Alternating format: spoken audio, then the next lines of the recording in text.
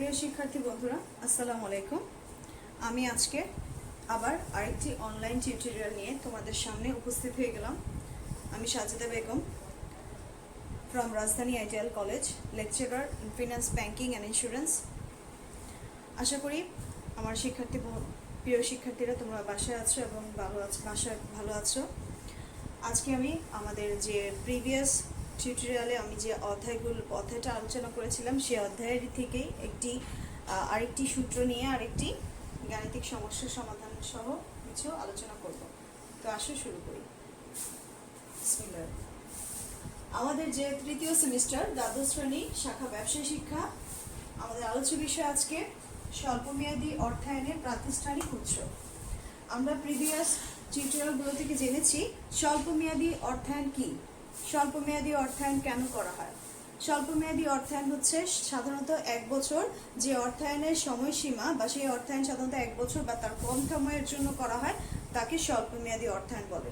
তো স্বল্পমেয়াদী অর্থায়নটা সাধারণত চলতি সম্পদ প্রয়োজন বা চলতি সম্পদের যে প্রয়োজন, চলতি ব্যয়ের যে প্রয়োজন, সেই ব্যয়টার প্রয়োজন মেটানোর জন্য এই অর্থায়নটা করা হয়ে থাকে।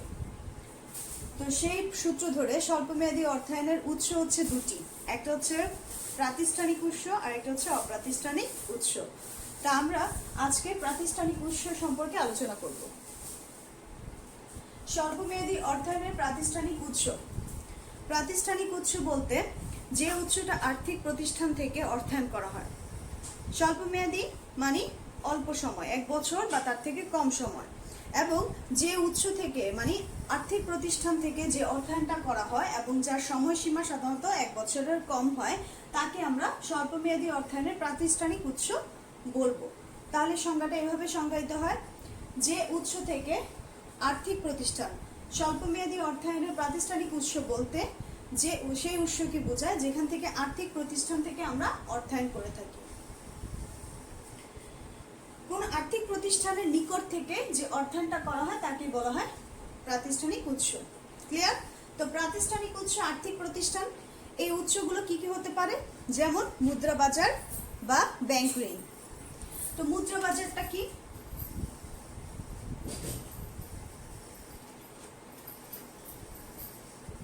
দুই নাম্বার হচ্ছে ব্যাংক ঋণ।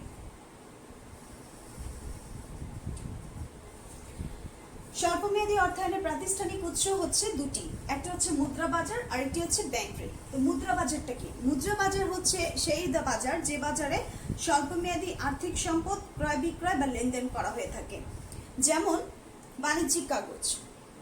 স্বল্পমেয়াদী আর্থিক সম্পদ, মুদ্রা বাজার এমন একটি বাজার, বাজার মানে হচ্ছে আর্থিক বাজার, যেখানে আর্থিক সম্পদ ক্রয় বিক্রয় করা হয়। সে আর্থিক সম্পদটা কিন্তু, আর্থিক বাজারটা কিন্তু আবার দুই প্রকার, একটা হচ্ছে মুদ্রা বাজার আর একটা মূলধন বাজার। এটা আমাদের আরেকটি অধ্যায়ের আলোচনা।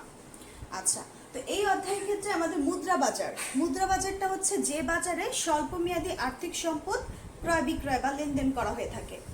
যেমন কি ধরনের স্বল্পমেয়াদী আর্থিক সম্পদ? যেমন বাণিজ্যিক কাগজ।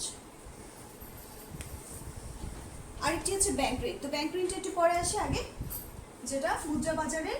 তাহলে মুদ্রা বাজার হচ্ছে দুইটি উপায়ে অর্থ সংস্থান করে থাকে।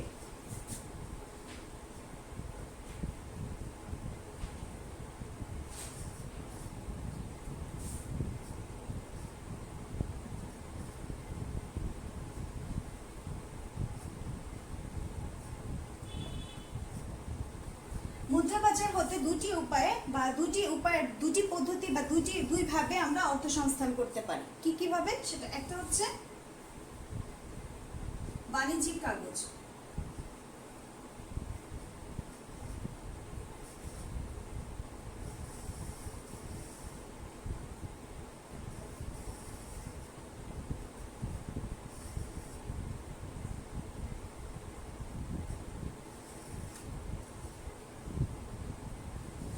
একটা হচ্ছে বাণিজ্যিক কাগজ।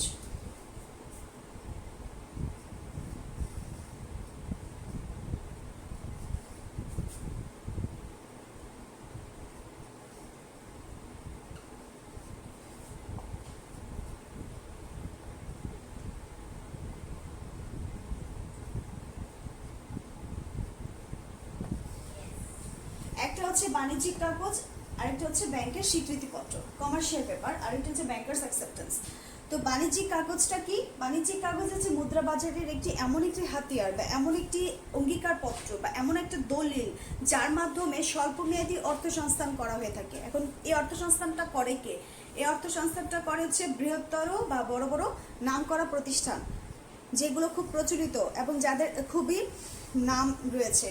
সো এই ধরনের এই ব্র্যান্ড রয়েছে। তো এই ধরনের বৃহত্তর নামকরা প্রতিষ্ঠানগুলো তাদের অর্থসংস্থান মানে স্বল্পমেয়াদী কিছু চাহিদা বা অর্থসংস্থানের জন্য তারা বাণিজ্যিক কাগজের মাধ্যমে অর্থ সংগ্রহ করতে পারে, মানে সংস্থান করতে পারে। তো বাণিজ্যিক কাগজের সংজ্ঞাটা কি দাঁড়ালো তাহলে? তাহলে বাণিজ্যিক কাগজ হচ্ছে এমন যে স্বল্পমেয়াদী জামানতবিহীন অঙ্গীকারপত্র যা মুদ্রা বাজারে বিক্রয় করে, কোন বাজারের হাতিয়ার? মুদ্রা বাজারে। তো মুদ্রা বাজারে বিক্রয় করে বৃহত্তর নামকরা প্রতিষ্ঠান বা বড় কোনো কোম্পানি বা যে কোনো কোম্পানি তাদের অর্থসংস্থান করে থাকে। আর সংজ্ঞাটা আমরা একটু তাহলে লিখি।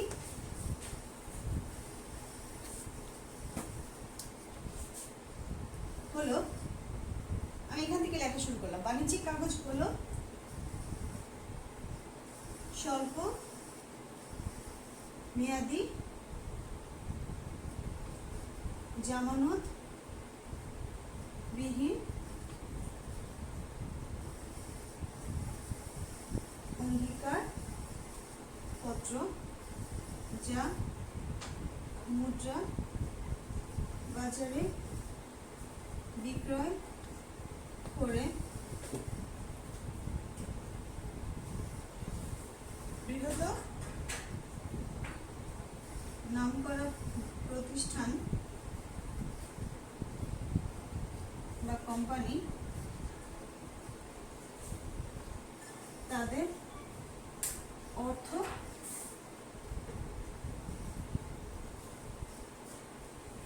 সংস্থান করে থাকে। এই সংখ্যাটা একটু আমি সরি, দুঃখিত, সবার হাতে লেখা অনেক বিশ্রী হয়ে গিয়েছে। আচ্ছা, জামানতবিহীন, এটা লেখাটা বোঝা যায় না। জামানতবিহীন। আচ্ছা, বাণিজ্যিক কাগজ হলো স্বল্পমেয়াদী জামানতবিহীন অঙ্গীকার পত্র বা দলিল যা মুদ্রা বাজারে বিক্রয়ের মাধ্যমে বৃহত্তর নামকরা প্রতিষ্ঠান বা কোম্পানি তাদের অর্থসংস্থান করে থাকে, তাদের যে স্বল্পমেয়াদী অর্থের প্রয়োজন সেটা মিটিয়ে থাকে। এখন এটা কেন করে? স্বল্পমেয়াদী ক্ষেত্রে তো বাণিজ্যিক কাগজ কেন করে? ব্যাংক ঋণ তো রয়েছে। স্বল্পমেয়াদী অর্থায়নের কেন করা হয়? কারণ স্বল্পমেয়াদী অর্থায়নের ক্ষেত্রে এই বাণিজ্যিক কাগজ সাধারণত কেন ইউজ করা হয় অর্থসংস্থানের কাজে? কারণ বাণিজ্যিক কাগজের যে ব্যয় সেটা আমার ব্যাংক ঋণের ব্যয় থেকে কম হয়। কিভাবে? আমরা একটু উদাহরণ সহকারে বুঝি। কারণ সংজ্ঞায় বলা আছে, এবং এটা আমরা জানি, বাণিজ্যিক কাগজের যে লিখিত মূল্য বা ইস্যু খরচ বা আমরা যেটাকে বলি অভিহিত মূল্য, ফেস ভ্যালু, এই লিখিত মূল্যটা বাণিজ্যিক কাগজের বিক্রয় মূল্য থেকে সবসময় কি হয়? কম হয়। মানে আমি লিখিত মূল্য হচ্ছে 1000, উদাহরণস্বরূপ দেখো, যেমন বাণিজ্যিক কাগজ আমি ইস্যু করেছি বা লিখিত মূল্য হচ্ছে বাণিজ্যিক কাগজের 1000 টাকা। লিখিত মূল্যকে আমি বলতে পারি ফেস ভ্যালু বা অভিহিত মূল্য। আমি ইস্যু করছি, তো আমি লিখিত মূল্য হিসেবে এটা খাতা রিটেন ডাউন করেছি 1000 টাকায়, কিন্তু এই টাকাটা দিয়ে আমি বিক্রি করছি না বাণিজ্যিক কাগজটা। বৃহত্তর কোম্পানি কিন্তু এটা এই টাকা ইস্যু করার পর এটাতে বিক্রয় করে না, তারা কিন্তু বিক্রয় মূল্য হিসেবে, সেল ভ্যালু হিসেবে তারা 1200 টাকা, উদাহরণস্বরূপ ধরো 1200 টাকাকে তারা এটা বিক্রি করবে। তাহলে বাণিজ্যিক কাগজ ইস্যু করেছে 1000, বিক্রয় করেছে 1200, তার মানে এখানে তাদের যে অতিরিক্ত 200 টাকা সেটাই হচ্ছে এই প্রতিষ্ঠানের, এই নামকরা প্রতিষ্ঠানের সুদ। তার মানে তাদের লিখিত মূল্য থেকে বিক্রয় মূল্যটা একটু বেশি হওয়ার কারণে সাধারণত বৃহত্তর নামকরা প্রতিষ্ঠানগুলো বাণিজ্যিক কাগজের মাধ্যমে অর্থসংস্থান করে থাকে ব্যাংকের তুলনায়। তারা ব্যাংক ঋণের ক্ষেত্রে যে সুবিধাটা না পায় সেক্ষেত্রে বাণিজ্যিক কাগজের মাধ্যমে বেশি করে। সেজন্য সাধারণত বাণিজ্যিক কাগজের মাধ্যমে ব্যাংক ঋণের তুলনায় বাণিজ্যিক কাগজের মাধ্যমে অর্থসংস্থান করা হয়ে থাকে। এর ক্ষেত্রে ব্যয়টা কম হয়। তো কিভাবে ব্যয় কম হয়? আরেকটি বিষয়, সেটা হচ্ছে বাণিজ্যিক কাগজ কি? এটা মুদ্রা বাজারের হাতিয়ার। আর এটা কি? স্বল্পমেয়াদী। স্বল্পমেয়াদী সময়সীমা কতটুকু হয়? 1 বছর বা তার থেকে কম। তো বাণিজ্যিক কাগজেরও কিন্তু স্বল্পমেয়াদী একটি হাতিয়ার। তো এটাও কিন্তু সময়সীমা সাধারণত 3 মাস বা 270 দিন পর্যন্ত হয়। 3 মাস থেকে 270 দিনের মেয়াদের বাণিজ্যিক কাগজ হয়ে থাকে। ক্লিয়ার?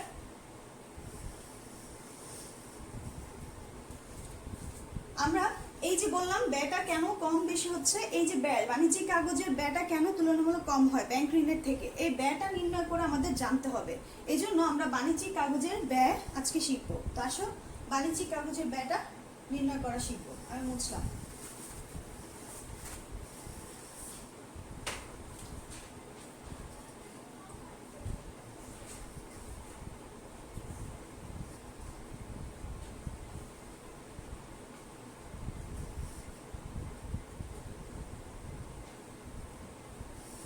বাণিজ্যিক কাগজের ব্যয় নির্ণয়। আমরা জানি বাণিজ্যিক কাগজকে আমরা কমার্শিয়াল পেপার বলি, তাহলে এটার কস্ট অফ কমার্শিয়াল পেপার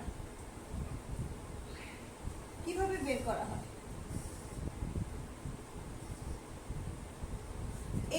এটার কস্ট কিভাবে, ব্যয়টা কিভাবে বের করা হয় সেটা সূত্র কিন্তু আমাদের আজকে লিখে দিচ্ছি। সূত্র নাম্বার 7।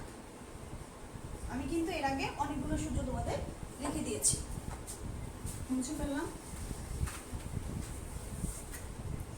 তো আজকের এই সূত্রটা হচ্ছে KCP FB minus NSB divided by NSB into 360 divided by DM into 100। এটা কি? FB minus NSB divided by NSB into 360 divided by DM into 100। আচ্ছা, এটা কি? এটা হচ্ছে বাণিজ্যিক কাগজের ব্যয় নির্ণয়ের সূত্র, সূত্র নাম্বার 7 KCP। তো এখানে আমরা প্রত্যেকটি জিনিসের ব্যাখ্যা সহকারে লিখে দিচ্ছি এবং কিছু অঙ্ক করব। KCP মানে হচ্ছে বাণিজ্যিক কাগজের ব্যয়।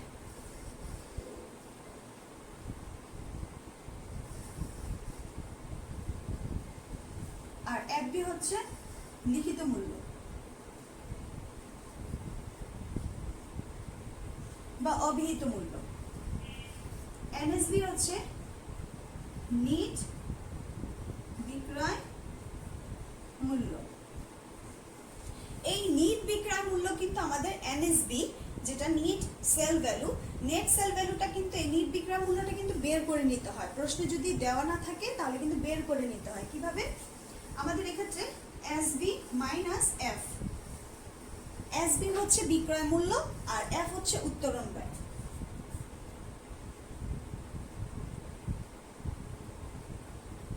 আমি সাইডে লিখে দিই, F হচ্ছে উত্তোলন ব্যয় বা আমরা যেটাকে বলি ইস্যু খরচ। আমি যখন বাজারে, বৃহত্তর নামকরা প্রতিষ্ঠানগুলো যখন বাজারে, মুদ্রা বাজারে বিক্রির উদ্দেশ্যে এই বাণিজ্যিক কাগজটা ইস্যু করবে, তখন তার একটা ব্যয় হবে। যেমন হতে পারে বিজ্ঞাপন, যেমন হতে পারে প্রচার প্রচারণা। তো এই ধরনের উত্তোলন করতে, এই ধরনের ইস্যু করতে যেটা ব্যয় হয়, বাণিজ্যিক কাগজে বিক্রয় করতে গিয়ে যে ব্যয়গুলো হয়, যেটা ব্যয়টা জড়িত, সেটাকে বলা হয় F মানে উত্তোলন ব্যয়। তো প্রশ্নে কিন্তু এই F দেওয়া থাকবে। যদি দেওয়া থাকে, দেওয়া থাকবে বললে ভুল হবে, নাও থাকতে পারে। যদি দেওয়া থাকে তাহলে আমরা এই NSB বের করার সময় এই SB মাইনাস F মানে বিক্রয় মূল্য থেকে এই উত্তোলন ব্যয়টা বাদ দিয়ে NSB বের করতে হবে। নতুবা আমাদের প্রশ্নে যদি কোনো উত্তোলন ব্যয় দেওয়া না থাকে তাহলে আমাদের এই SBটাই হচ্ছে NSB। আবার বলছি, উত্তোলন ব্যয় দেওয়া না থাকলে SB হবে NSB, কারণ বাদ দিব কি? তো আসো আমরা এই সংখ্যাটা থেকে একটা অঙ্ক করব। ও DM মানে হচ্ছে দিনকাল।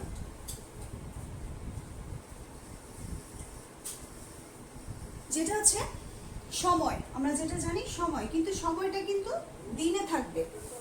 যেমন বাণিজ্যিক কাগজের মেয়াদ সাধারণত কি 3 মাস থেকে 270 দিন। আমরা যদি বলি 2 মাস, তাহলে 2 মাসে কয় দিন? 1 মাসে 30 দিন, তাহলে 2 মাসে 60 দিন। তাহলে এখানে দিনে আনতে হবে, ডিএমটা মানে দিনে।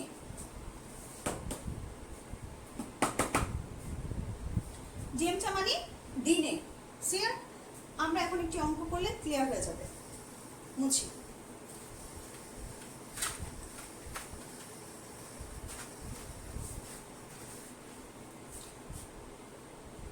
আমাদের FB থেকে একটি অঙ্ক আসছে উদাহরণ বইয়ের।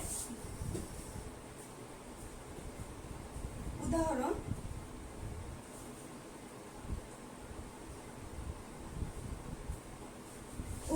হচ্ছে 3, পেজ নাম্বার 2019 সালের বই 401। উদাহরণ 3, আকিস কোম্পানি 3 মাস মেয়াদি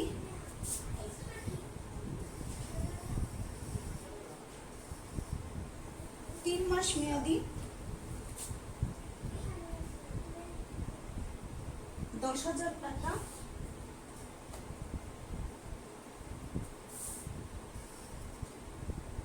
মূল্যের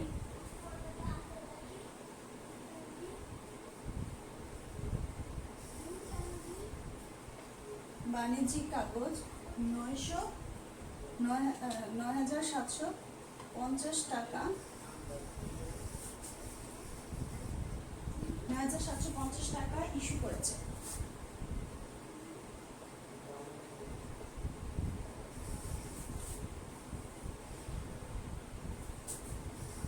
ইস্যু খরচ 50 টাকা হলে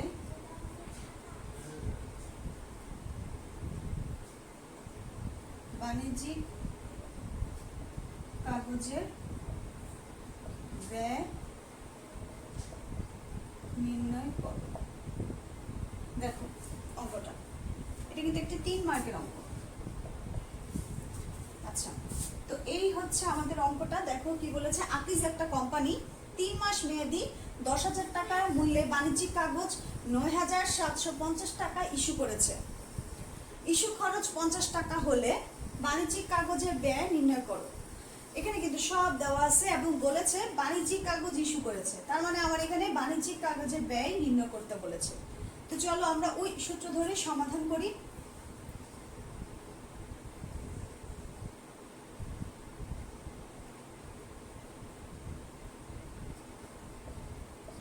বাণিজ্যিক কাগজের ব্যয় নির্ণয় করা হলো।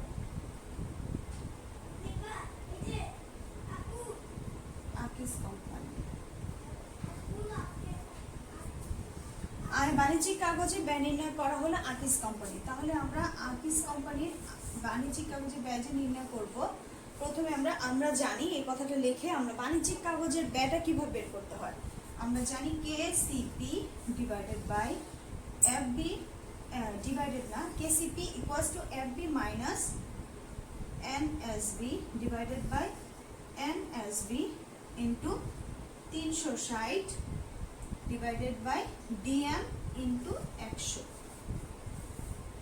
এই হচ্ছে আমাদের সূত্রটা।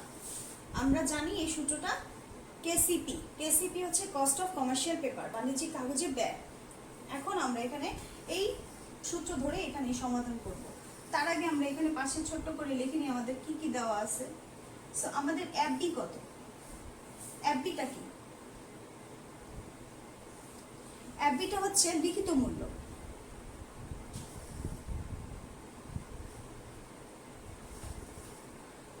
আমাদের প্রশ্নে লিখিত মূল্য বলেছে আকিস কোম্পানি 3 মাস মেয়াদি 10,000 টাকা মূল্যে।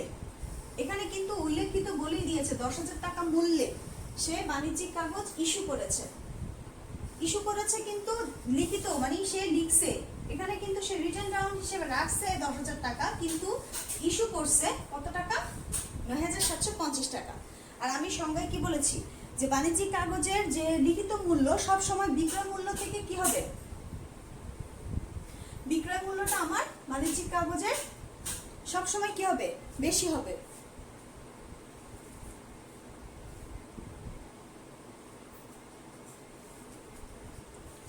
তো 9,750 কিন্তু এটা কম।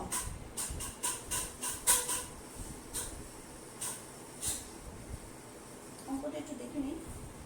বাণিজ্যিক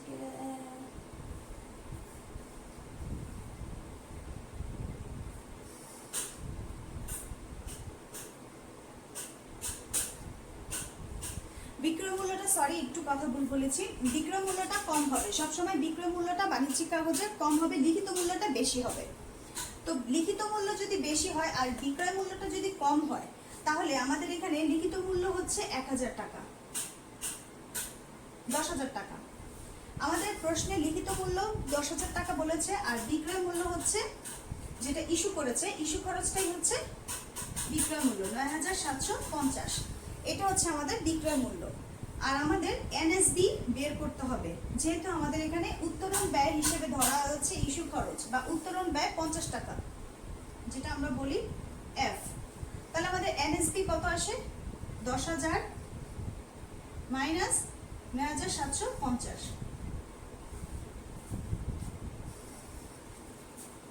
9,750 মাইনাস 50,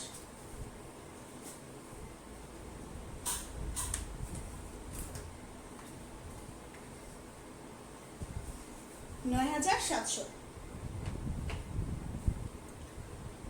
আমাদের কিন্তু এফ বলে দিয়েছে কত? উত্তোলন ব্যয় 50।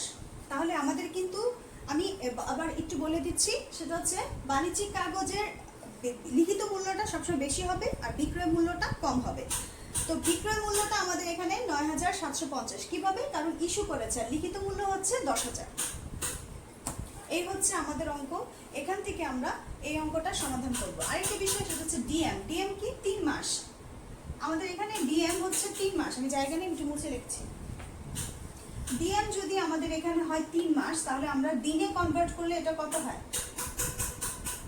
এক মাসে 30 দিন, 30 ইন্টু 3, তাহলে 3 3 90। তাহলে আমাদের ডিএম হচ্ছে 90 দিন। এই হচ্ছে আমাদের অঙ্কের ইনফরমেশন। আমরা এখান থেকে এটা বসাবো। এফবি হচ্ছে 10,000, এনএসবি হচ্ছে 9,700, এনএসবি হচ্ছে 9,700 ডিভাইডেড বাই ইন্টু 360 সূত্রের ডিএম হচ্ছে 90 আর এটা হচ্ছে 100।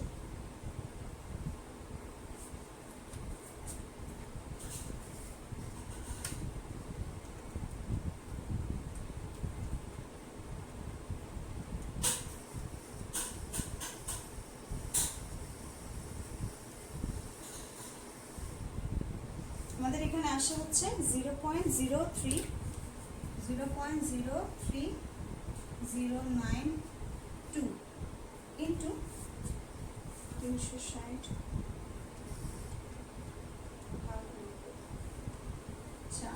ইন্টু 100।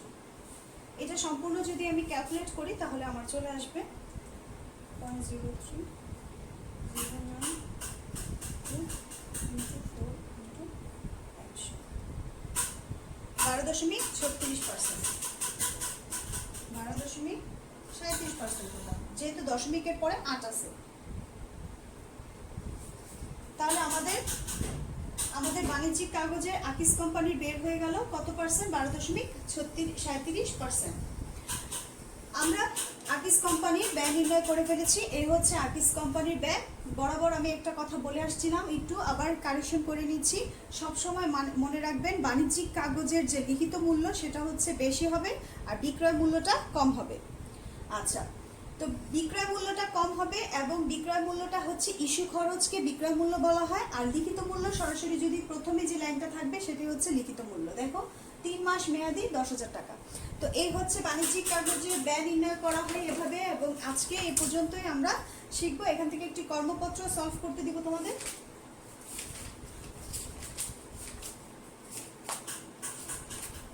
সো কর্মপত্র তোমাদের বইয়ের 2 নাম্বার, কর্মপত্র 2 এর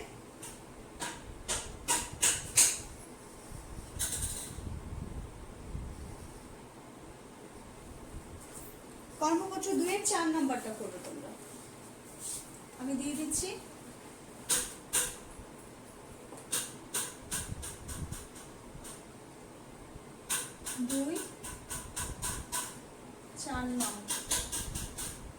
এটা হচ্ছে HW। আশা করি সবাই এটা সেম করবে, তোমরা এটা পারবে হুবহু এই অঙ্কটার মতে যেটা আমি সমাধান করেছি। ওখানে শুধু অ্যামাউন্টগুলো চেঞ্জ করা এবং বাণিজ্যিক কাগজের যে ডিএম 190 দিন 3 মাস বলেছে, ওখানে 120 দিন বলা। আর ওখানে হচ্ছে বাণিজ্যিক কাগজের লিখিত মূল্য হচ্ছে 100 টাকা, মানে লিখিত মূল্যটা হচ্ছে 100 আর বিক্রয় মূল্যটা হচ্ছে 97। আর এখানে অঙ্কের মধ্যে কোনো উত্তরণ ব্যয় দেওয়া নেই। যদি উত্তরণ ব্যয় দেওয়া না থাকে তাহলে আমরা জানবো যে আমাদের বিক্রয় মূল্য সেটাই হচ্ছে আমাদের উত্তরণ ব্যয় নেই, যেহেতু তাহলে বিক্রয় মূল্যটাই হবে এনএসবি, মানে আমাদের বিক্রয় মূল্যটাই হবে নিট বিক্রয় মূল্য, তার মানে আমাদের 97 টাকায় এনএসবি। তো আশা করি সবাই অঙ্কটা পারবে এবং বাসার চেষ্টা করবে। তো আজকে এই পর্যন্তই, সবাই ভালো থাকো, আসসালামু আলাইকুম।